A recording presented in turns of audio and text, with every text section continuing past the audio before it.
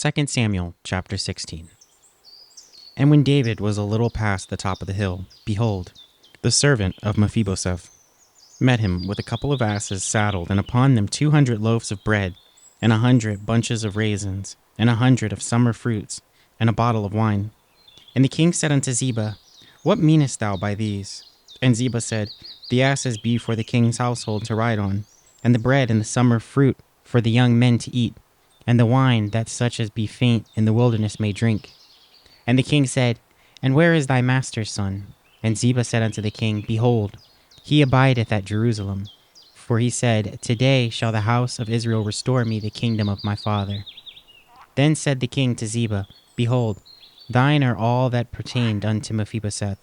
And Ziba said, I humbly beseech thee that I might find grace in thy sight, my lord, O king. And when King David came to Bahurim, behold, thence came out a man of the family of the house of Saul, whose name was Shimei, the son of Gera. He came forth and cursed still as he came. And he cast stones at David, and at all the servants of King David.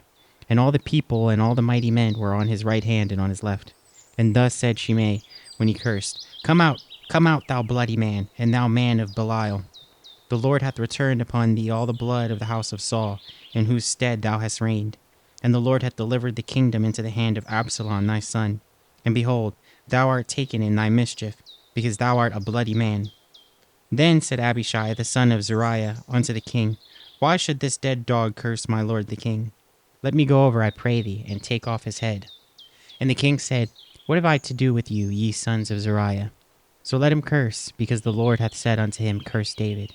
Who shall then say, Wherefore hast thou done so? And David said to Abishai and to all his servants, Behold, my son, which came forth of my bowels, seeketh my life. How much more now may this Benjamite do it? Let him alone, and let him curse, for the Lord hath bidden him.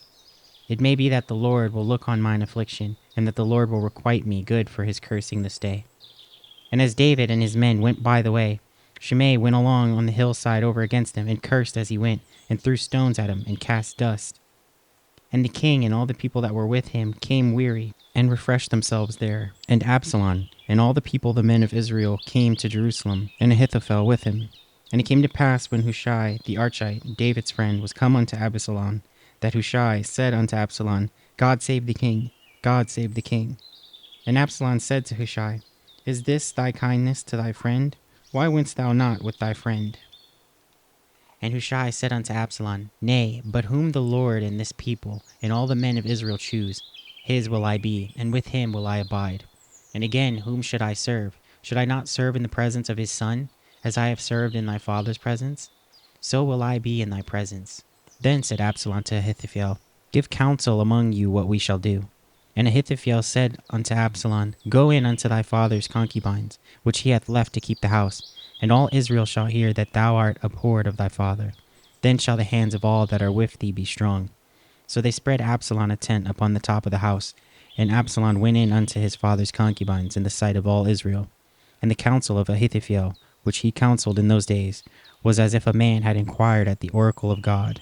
So was all the counsel of Ahithophel, both with David and with Absalom. 2 Samuel chapter 17. Moreover, Ahithophel said unto Absalom, Let me now choose out 12,000 men, and I will arise and pursue after David this night. And I will come upon him while he is weary and weak-handed, and will make him afraid, and all the people that are with him shall flee. And I will smite the king only. And I will bring back all the people unto thee. The man whom thou seekest is as if all returned, so all the people shall be in peace. And the saying pleased Absalom well, and all the elders of Israel. Then said Absalom, Call now Hushai the Archite also, and let us hear likewise what he saith. And when Hushai was come to Absalom, Absalom spake unto him, saying, Ahithophel hath spoken after this manner. Shall we do after his saying? If not, speak thou. And Hushai said unto Absalom, The counsel that Ahithophel hath given is not good at this time.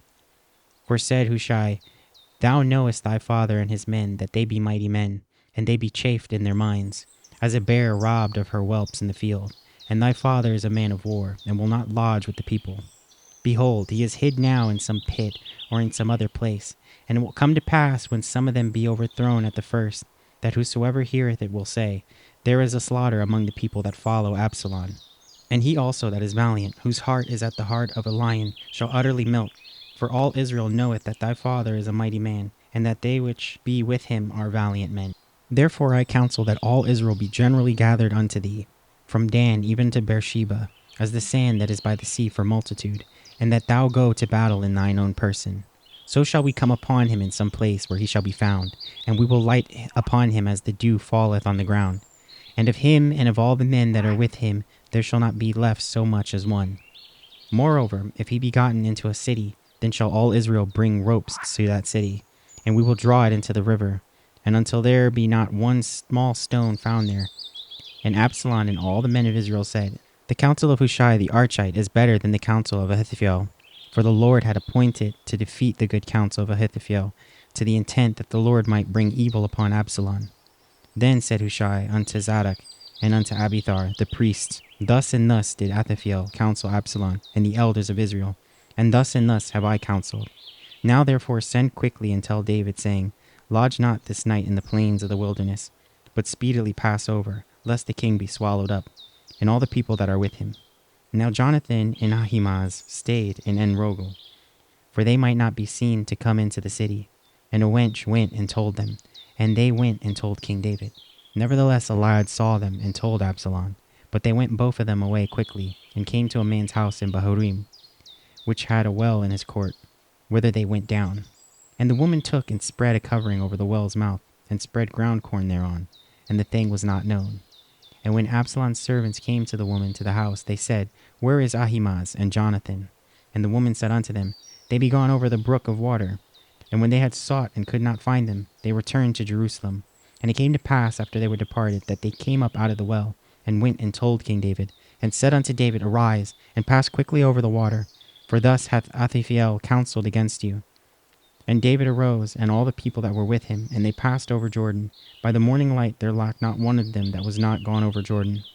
And when Ahithophel saw that his counsel was not followed, he saddled his ass, and arose, and gat him home to his house, to his city, and put his household in order, and hanged himself, and died, and was buried in the sepulchre of his father. Then David came to Mahanaim, and Absalom passed over Jordan, he and all the men of Israel with him. And Absalom made Amasa captain of the host instead of Joab, which Amasa was a man's son, whose name was Ithra, an Israelite, that went into Abigail the daughter of Nahash, sister to Zeruiah, Joab's mother. So Israel and Absalom pitched in the land of Gilead. And it came to pass, when David was come to Mahanaim, that Shobi the son of Nahash, of Rabbah, of the children of Ammon, and Machir the son of Amiel, of Lodebar, and Barzillai the Gileadite, of Roglim, brought beds, and basins, and earthen vessels, and wheat, and barley, and flour, and parched corn, and beans, and lentils, and parched pulse, and honey, and butter, and sheep, and cheese of kine, for David and for the people that were with him, to eat. For they said, The people is hungry, and weary, and thirsty in the wilderness. 2 Samuel chapter 18. And David numbered the people that were with him, and set captains of thousands and captains of hundreds over them. And David sent forth a third part of the people under the hand of Joab, and a third part under the hand of Abishai the son of Zeruiah, Joab's brother, and a third part under the hand of Ittai the Gittite. And the king said unto the people, I will surely go forth with you myself also. But the people answered, Thou shalt not go forth, for if we flee away, they will not care for us.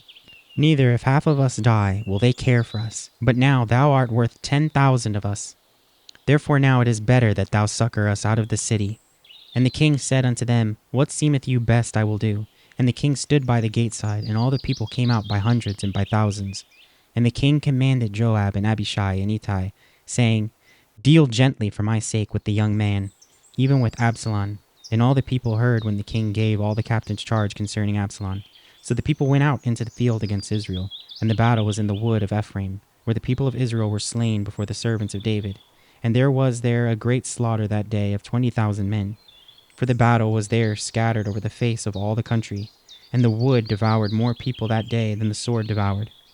And Absalom met the servants of David, and Absalom rode upon a mule, and the mule went under the thick boughs of a great oak, and his head caught hold of the oak, and he was taken up between the heaven and the earth. And the mule that was under him went away. And a certain man saw it, and told Joab, and said, Behold, I saw Absalom hanged in an oak. And Joab said unto the man that told him, And behold, thou sawest him, and why didst thou not smite him there to the ground? and I would have given thee 10 shekels of silver and a girdle. And the man said unto Joab, Though I should receive 1,000 shekels of silver in mine hand, yet would I not put forth mine hand against the king's son. For in our hearing the king charged thee and Abishai and Ittai, saying, Beware that none touch the young man Absalom. Otherwise I should have wrought falsehood against mine own life, for there is no matter hid from the king, and thou thyself wouldst set thyself against me. Then said Joab, I may not tarry thus with thee. And he took 3 darts in his hands, and thrust them through the heart of Absalom, while he was yet alive in the midst of the oak. And 10 young men that bare Joab's armor compassed about and smote Absalom, and slew him. And Joab blew the trumpet, and the people returned from pursuing after Israel. For Joab held back the people. And they took Absalom, and cast him into a great pit in the wood, and laid a very great heap of stones upon him. And all Israel fled, every one to his tent. Now Absalom in his lifetime had taken and reared up for himself a pillar, which is in the king's dale. For he said, I have no son to keep my name in remembrance. And he called the pillar after his own name. And it is called unto this day Absalom's place. Then said Ahimaaz the son of Zadok, Let me now run and bear the king tidings, how that the Lord hath avenged him of his enemies.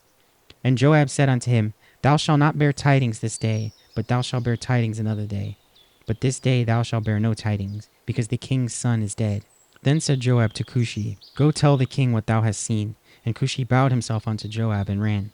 Then said Ahimaaz the son of Zadok yet again to Joab, But however, let me, I pray thee, also run after Cushi. And Joab said, Wherefore wilt thou run, my son, seeing that thou hast no tidings ready? But howsoever, said he, Let me run.